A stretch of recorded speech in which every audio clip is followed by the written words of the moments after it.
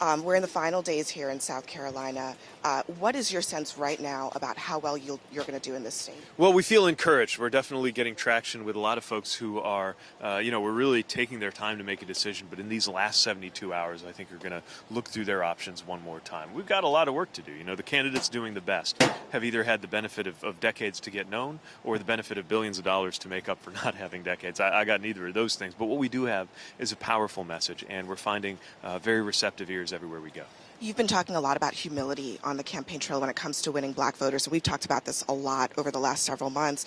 There's been some progress here, but it's clear that it's probably not going to be enough to put you in the top tier when it comes to African American voters. What happened? Well, I recognize that journey could take a lot of time. Look, nothing is more humbling than addressing voters who have been taken for granted, who have been denied the chance to even vote within living memory, and asking them to take a chance on a new voice. But we will continue doing that because what I see is that the message does resonate when I have an opportunity to make sure people fully have a sense of how that message was shaped and what I have to offer. But I recognize and am humbled by the process of earning that trust.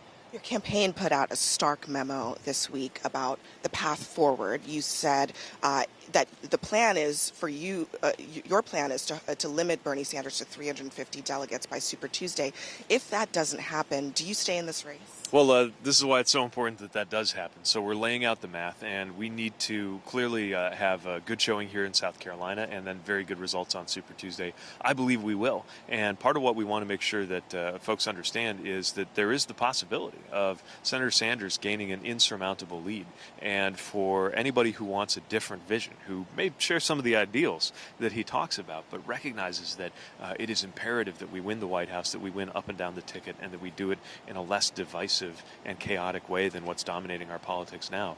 I'm the candidate best positioned to do that. The most delegates of anyone besides Bernie, the most votes of anybody besides Bernie. So if you're looking for somebody besides Bernie, I think my campaign is for you. To put it another way, does Senator Sanders have to stumble in order for you to have a path to the nomination? Well, what I'll say is we definitely have to do well, and at a certain point, there's a pretty clear choice between two very different approaches on how to win, and more importantly, how to govern. Ours is one that's focused on bringing people together and making room for different kinds of voices, not saying if you don't agree with me 100% of the time, you don't even belong in the tent.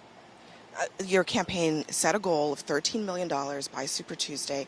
Are you going to make it to that goal? So I'll be getting briefed on that over the next few days. I think we can. I think we absolutely can. But it's going to take a lot. Look, our campaign is fueled by grassroots contributions. People who've been going to PeteForAmerica.com, chipping in a few bucks. Over 2,000 contributors in the Charleston area alone, and that is the lifeblood of our ability to compete. We didn't arrive with obviously any personal fortune or the kind of national name recognition that my competitors have been fundraising off of. So we just have to earn it piece by piece, but I'm very optimistic that we can hit that goal.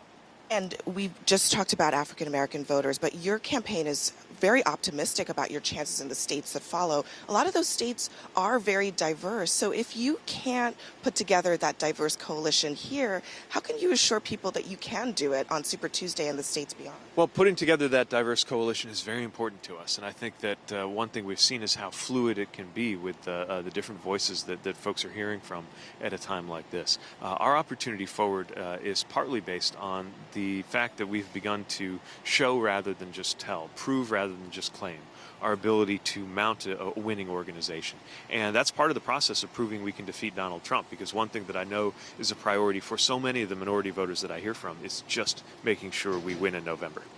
The benchmarks that your campaign set out this last week are some of the most specific that I've seen.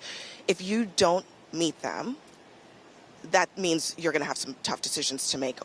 Will you consider leaving the race if you don't meet the marks that you set for yourself? Well, right now our focus is on meeting those marks, and our focus is on winning. It's getting very real. These next few days will decide a huge chunk of the delegates, and will be part of what decides the future. And so I will do everything that I can to make sure we earn that support. Again, in terms of delegates, in terms of votes, we are running the strongest after Senator Sanders. For those looking for a different vision, I believe this is the campaign for them.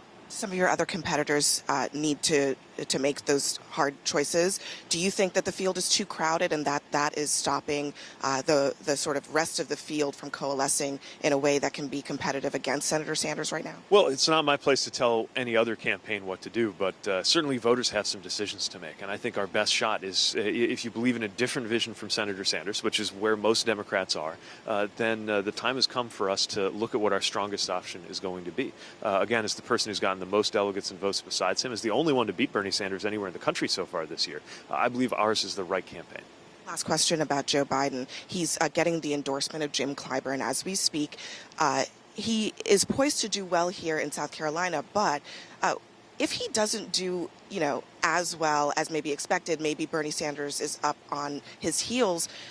Is that a bad sign for his campaign? Well, I'll let pundits assess what's going to happen to the other campaigns. What I'll say is that at a moment like this, we are facing an incredibly disruptive and divisive president. And I think the only way to get through that is to look to the future and to be ready, especially as we face new forms of threats to the country and new challenges domestically in terms of our politics, to have that kind of outlook. And that's what my campaign offers. It sounds like you very much don't think Joe Biden anymore is the top priority in terms of how you're going to position yourself in this race. You don't view him as the front runner anymore. Well, this race has a front runner. It's Senator Sanders, even though most Democrats are looking for something else. I'm offering to be that something else and competing to make sure we present that different vision as we did last night. Thanks, Mayor. Appreciate it very much. Thank you.